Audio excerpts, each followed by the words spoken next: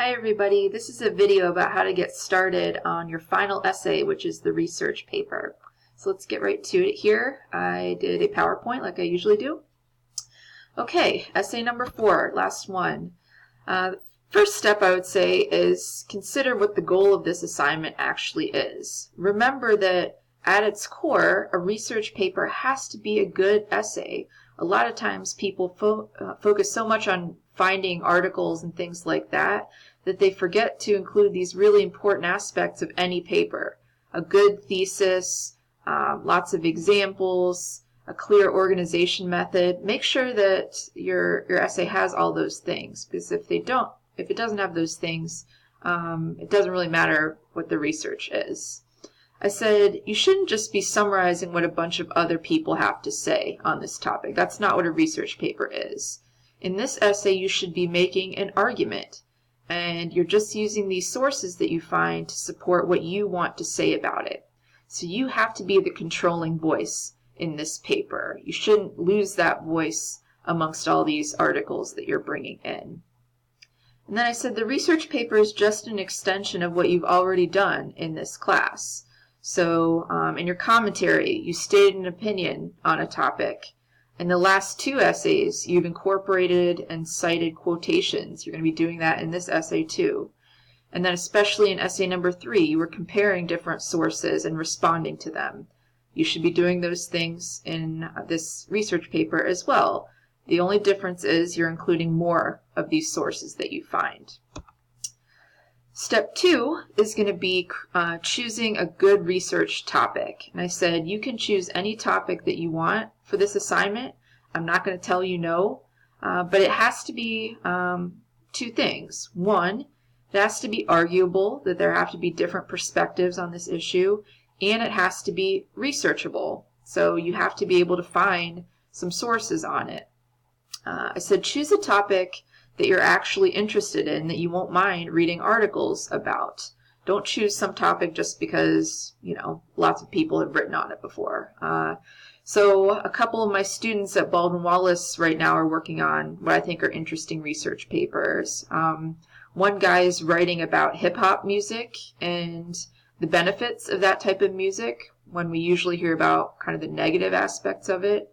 And then another student is writing on whether the existence of aliens is more of a possibility than we think. And again, that's not something that he can prove, but really what he's arguing is that we should be more open to this idea of aliens existing rather than just thinking of it as a conspiracy theory. So again, they're both researchable topics and they seem to be working well. I said you want to take a general topic and figure out how you can narrow it down and take it from a more original angle. You don't want to just, restate what a million other people have said on this topic. How can you talk about it differently?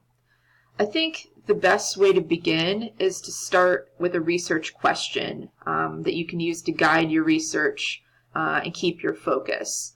I think, that will help you to figure out what exactly am I looking for. If you just go into a search with a really general topic, you might waste your time finding a bunch of articles that aren't going to be that relevant. So that research question can help a lot. I think the other benefit of using a research question is that probably the answer to that question is going to be the thesis for your paper. So that might help you to figure out how to articulate that thesis statement. So that would be good. So once you've come up with your topic, the next step is going to be to create a research proposal. So I'm going to have you do that as one of your assignments leading up to the final paper.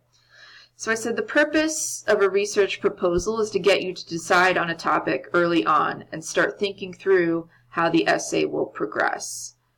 So the first paragraph of it should introduce your topic and discuss what questions you'd like to answer about your paper topic. I think it's also a good idea to try to include what I would call a tentative thesis, or at least a beginning thesis statement. That's probably going to change after you've done your research, but think about at this point what you think you might argue about the topic. In paragraph 2, you're going to discuss what types of sources that you think you'll use. And I'm not talking about titles of certain sources, but what types do you think you may incorporate here? So 5 of the sources that you use have to be scholarly articles, so I'm sure you'll mention that. But what types of articles are you going to look for? So in other words, articles on what topics within your larger topic. Also mention if you think that you might use other types of sources like books or movies or TV shows, online videos or interviews. Any of those are fair game.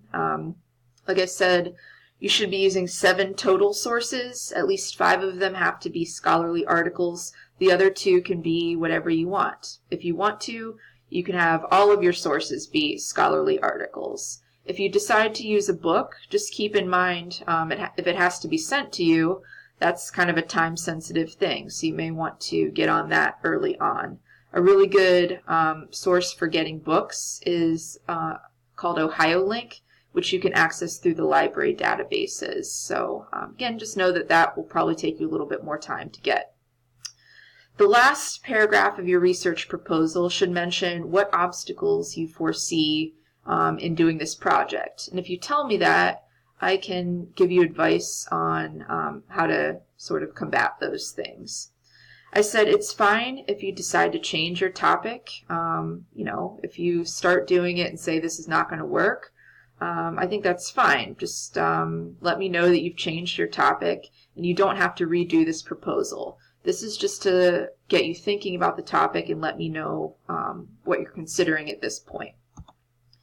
So once you've figured out the topic, done a research proposal, the next step, and probably the most time-consuming step, is going to be gathering sources. I said it might be a good idea to create an informal research plan for yourself by working backwards from the final due date, just to kind of keep yourself on task so you set small goals for yourself. The final due date is going to be Thursday, May 9th. So, just for an example, you might say, well, I want to give myself a day or 2 to just sort of revise and proofread the paper. So, maybe on May 7th, I need to have a complete draft done, that sort of thing. Make sure that you're looking for quality scholarly sources. What I noticed in essay 3 is some of you are not doing that. I'm definitely looking to see in this essay whether you're using these good scholarly sources that you get from library databases, not from general websites. So it doesn't matter whether it's a .com, .org, .edu. Those generally are not going to be scholarly sources. I know you've probably been told that .edus and .govs and .orgs, those are better than .coms, but that doesn't mean that they're scholarly articles. A scholarly article is going to be from an academic journal or a review, and going through a library database is definitely a lot better than going through Google. I said don't give up if you're initially struggling to find relevant sources. If that happens, just consider broadening your search or changing your search terms. So, if this is like a fairly new topic that doesn't have a lot written about it yet, maybe just go backwards and look at something that's similar and you can compare it to this new topic.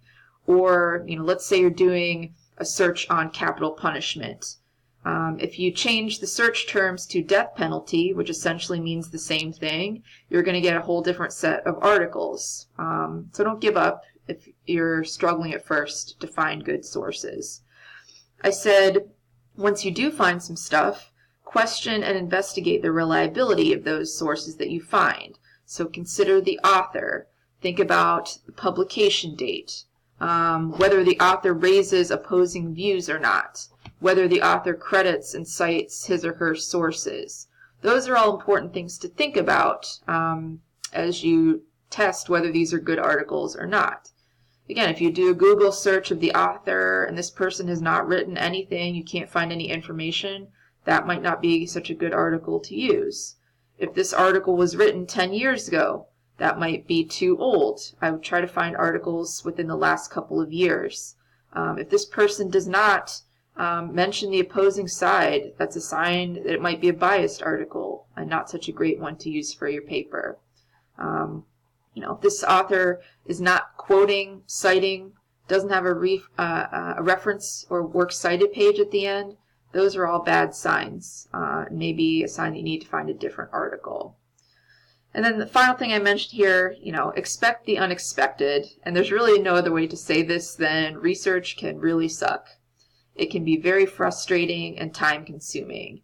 So just be flexible and don't be afraid to abort if something is not working. If you're starting out with some topic and you're just miserable trying to find sources or write the paper, don't be afraid to just say, this isn't working and I want to switch to something else. I think that's usually the better route if you're really struggling.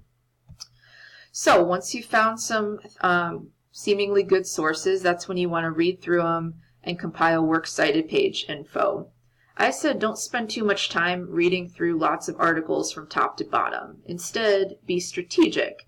Look for those key parts of articles that'll let you know whether this article is really worth reading carefully or not. So look for an abstract or a summary of the article. Look at the introduction where they state their thesis. Look at the subject headings to see what topics they talk about. Look at the conclusion where they restate their overall point.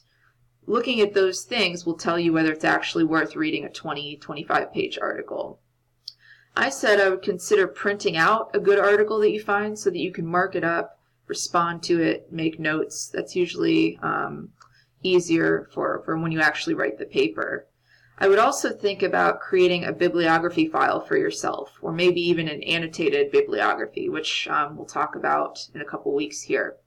But again, maybe just create a Microsoft Word document where you jot down a title and think about, it's really important to make sure that you identify and save the information that you'll need to complete a works cited page draft.